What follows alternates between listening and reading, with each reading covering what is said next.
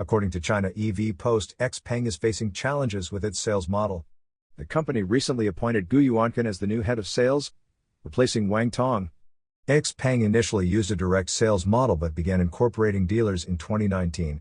In September 2023, Xpeng launched the Jupiter project to attract large group dealers.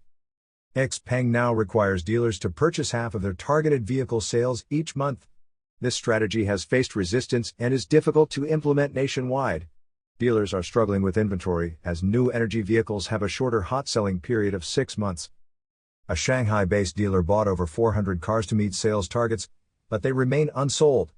Dealers may cut prices under pressure, disrupting Xpeng's pricing system.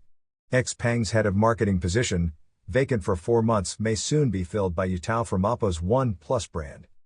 Xpeng aims to sell 280,000 units this year, needing over 30,000 units per month. This is a significant challenge, as it has not surpassed 10,000 units per month this year. The company also aims for a L4-like smart driving experience in China by 2025, with the first mono model debuting in June. You are listening to Yuan News.